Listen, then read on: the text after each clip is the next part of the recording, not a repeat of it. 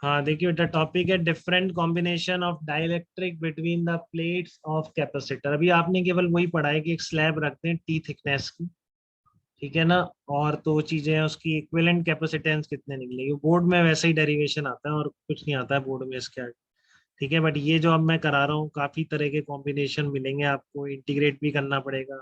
आपका जो के है वो कंटिन्यूअस वेरिएबल भी हो सकता है, या टुकड़ों में अलग अलग मटेरियल के इसमें रखे जा सकते हैं, बीच में कैपेसिटर्स, ठीक है ना। तो इस तरह की प्रॉब्लम को मैं कह रहा हूँ dielectric combination and between the plates of capacitor. तो पहले ये देखिए, काफी इंटरेस्टिंग फैक्ट है, कभी मत भूलिएगा। करते इसको ऐसे ही है, कोई बुक वाला आपको नहीं बताता है, आप सीधे वो रखना बता देता है कि इसका इक्विवेलेंट बता दो। बट मैं चाह रहा हूँ आपको बात समझ में आ जाए क्यों कर रहे हैं सब, ठीक है ना। तो देखो, a sheet of aluminium foil of negligible thickness is introduce between the plates of capacitor.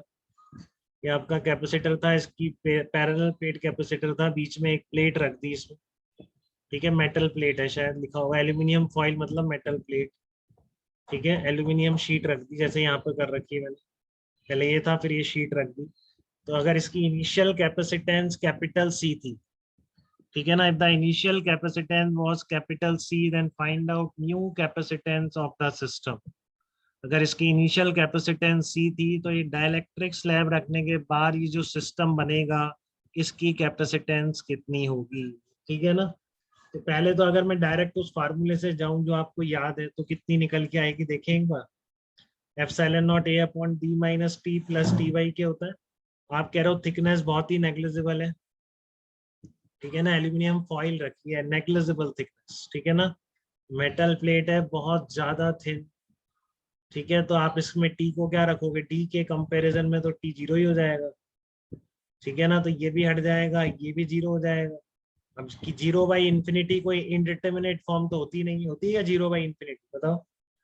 Zero by infinity तो जीरो ही होता है ना। नहीं होता है। हाँ, तो इसलिए ये जीरो हो गया, ये भी जीरो हो गया, ये क्या आ गया आपका epsilon not A by D आ गया। तो epsilon not A by D क्या कहलाता है, आपकी कैपेसिटेंस कहलाता है, ठीक है ना। Epsilon not A by D क्या कहलाएगा, आपकी कैपेसिटेंस कहलाएगा। तो ये कैसे आ गई, मतलब पहले वाली तो आ गई है, तो चेंज ही नहीं हो रही। मैं यही बताना चाह रहा हूँ कि आपने एक थिन मेटल फॉइल या थिन मेटल शीट अगर कैपेसिटर की पैरेलल प्लेट्स के बीच में रख दी, ठीक है, तो कैपेसिटेंस चेंज ही नहीं होती है। कैपेसिटेंस चेंज नहीं होती मतलब प्लस क्यू माइनस क्यू में पोटेंशियल डिफरेंस में कोई फर्क नहीं पड़ेगा, ठीक है ना। ये आप देख भी सकते हैं, थोड़ा सा और एनालाइज करें इसको तो ये फर्क नहीं पड़ेगा ये, क्योंकि आपको क्लियर है। मान लो इस तरह की आपकी है, आपने ये शीट रखी बेटा, ठीक है ना। तो इधर क्या आएगा, माइनस आएगा। जैसे मान लो यहाँ प्लस क्यू और माइनस क्यू हो गया, तो मेटल शीट है तो यहाँ पर कितना आएगा, उतना ही प्लस आएगा। अब ये माइनस और प्लस की लेयर तो अपने बाहर कहीं फील्ड पैदा ही नहीं करती ना बेटा, और ये थिकनेस नेग्लिजिबल है, जीरो फील्ड वाला जो रीजन, तो यहाँ से यहाँ तक फील्ड में चेंज ही नहीं आएगा, क्योंकि ये तो नेग्लिजिबल रीजन है। और ये आपको पता है कि ये लेयर और ये लेयर मिलके बाहर तो फील्ड पैदा ही नहीं कर सकते, ठीक है ना। इधर भी फील्ड जीरो होगा इनकी वजह से, इधर भी फील्ड जीरो होगा। तो इस तरह से ये लेयर कोई फील्ड ही पैदा नहीं कर रही, तो यहाँ से यहाँ तक पोटेंशियल डिफरेंस ही पैदा नहीं करेंगी, तो फिर डिफरेंस कैसे आएगा, कैपेसिटेंस चेंज होगी। प्लस क्यू माइनस क्यू दोगे, पोटेंशियल डिफरेंस वही रहेगा, तो क्यू बाई वी का रेशियो वही रहेगा, ठीक है। तो सबको क्लियर है क्या कि यहाँ पे सराउंडिंग चेंज करी हमने, एक मेटल प्लेट इंट्रोड्यूस करी, स्टिल कैपेसिटेंस चेंज नहीं हुई। तो ये भी कोई हार्ड एंड फास्ट रूल नहीं है बेटा कि कैपेसिटर की सराउंडिंग चेंज करने पर कैपेसिटेंस चेंज होगी हो, ठीक है ना। हो सकती है, होती भी है बहुत बार, बट यहाँ पर हम देख रहे हैं कि बीच में प्लेट लाए हम, सराउंडिंग डेफिनेटली चेंज हुई है बट कैपेसिटेंस चेंज नहीं हुई। तो सबको ध्यान रहेगा कि ये वाला केस बताइए मुझे, ये वाला ये केस वाला दोबारा समझा दो। हाँ, मैं ये कह रहा हूँ कि आपने कैपेसिटर के बीच में अगर प्लेट रखी, कंडक्टिंग प्लेट, तो कैपेसिटेंस चेंज नहीं होगी। तो धर्मांश समझ में आया क्या आपको, उसमें कहाँ डाउट आ रहा है बताओ, डिस्कनेक्ट तो नहीं हो गए। सर ये आपने जो चार्ज वाला बताया था ना कि फील्ड नहीं होगी, ये वाला चीज समझ नहीं आई। अरे माइनस प्लस की लेयर अपने बाहर फील्ड पैदा नहीं करती ना, माइनस प्लस की लेयर यहाँ फील्ड पैदा करेगी कैसे रीजन में बता, यहाँ पर फील्ड पैदा करेगी, अच्छा नहीं सर। यहाँ पे फील्ड पैदा करेगी ये माइनस प्लस, नो सर। ये बीच में यहाँ पर फील्ड जीरो हो जा रहा है, बट ये रीजन ही नेग्लिजिबल है। तो प्लस क्यू माइनस क्यू देने पर इनका पोटेंशियल डिफरेंस चेंज होगा ही नहीं, ये कह रहा हूँ मैं, हाँ सर। तो आपके फार्मूले से भी वही निकल के आ रहा है। ठीक है ना। अब इसका मैं एक और ठीक। तरीका दिखा रहा हूँ, वो आपके आगे बहुत हेल्प करेगा। अब जो मैं इसको हैंडल करने का एक तरीका दिखा रहा हूँ, ध्यान से देखेंगे, ये आगे के लिए बहुत ज्यादा इंपॉर्टेंट है, इसलिए बता रहा हूँ। सेकंड मेथड जो मैं कह रहा हूँ, ठीक है ना, ये आगे के लिए बहुत ज्यादा इंपॉर्टेंट है, तो इसको ध्यान से समझें। इसको करने का, हैंडल करने का एक और तरीका, जब भी इस तरह की प्लेट आती है ना, उस प्लेट को आप ऐसे स्प्लिट कर लिया करो।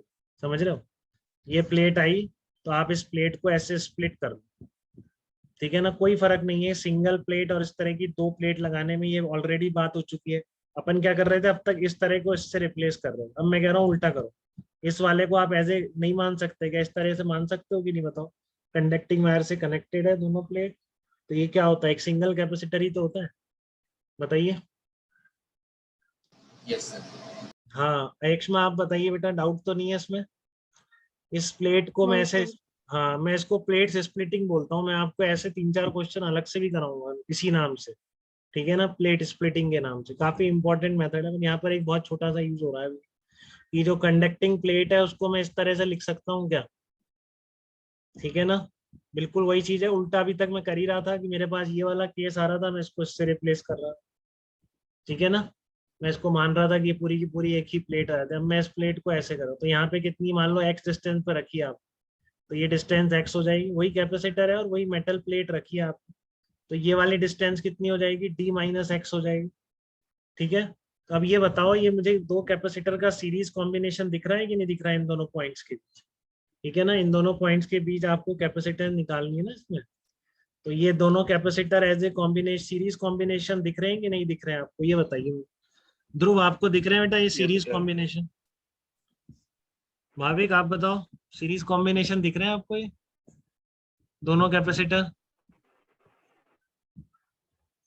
अरे भाविक की आवाज क्यों नहीं आई, अनम्यूट करा था आपने बट आवाज नहीं आई। यार बीच में 6-6 बच्चे डिस्कनेक्ट हो जाते हैं, पता नहीं क्या करते हैं यार, ये जाके समझ ही नहीं आता है। इनको ट्रेस करना पड़ेगा, टेस्ट वेस्ट लेते हैं इनके, तब ये पकड़ में आएंगे। चलो आपका यहाँ पर क्या है, ए और बी के बीच ये एक्स और डी माइनस एक्स है। ठीक है, यस सर। तो सीरीज कॉम्बिनेशन क्या हो जाएगा आपका, 1/c equivalent equals to 1/c1 plus 1/c2। तो कितना आ गया है, epsilon not A by x plus epsilon not A upon D minus x. ठीक है, तो आप इसको आगे करो, देखो क्या आ गया, वही तो निकला है, epsilon not A by D तो निकल के आ गया।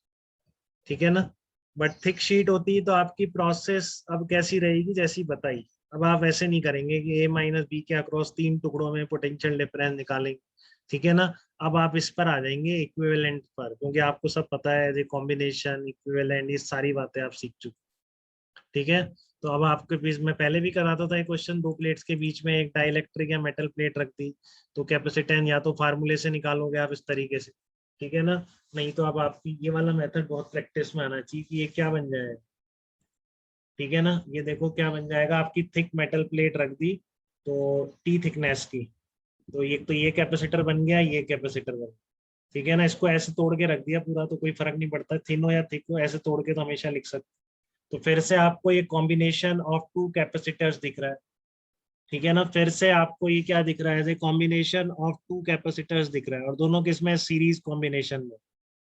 ठीक है ना, दोनों किसमें दिख रहे हैं, सीरीज कॉम्बिनेशन में दिख रहे हैं। तो 1/c equivalent equals to 1/c1 plus 1/c2। ये कितना आ गया, epsilon not A by X, ये कितना आ गया, epsilon not A upon D minus T minus X आ गया है।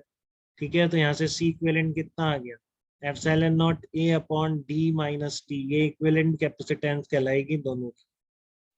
ठीक है, ये दोनों कैपेसिटर की क्या कहलाएगी, इक्विवेलेंट कैपेसिटेंस कहलाएगी। तो आंसर वही है, देख लो आप, चाहे फार्मूला लगाओ या इस तरह से आप इक्विवेलेंट कॉम्बिनेशन से निकालो। ठीक है, यहाँ तक कोई तकलीफ बेटा किसी को भी तो बताइए, बहुत क्रूशियल मेथड है। ठीक है ना, अगर आपको आगे की चीजें समझ गई, डायरेक्ट याद ही कर लेंगे कि हम इक्विवेलेंट से रिप्लेस कर लेते हैं, तो फिर बात ही अलग है। फिर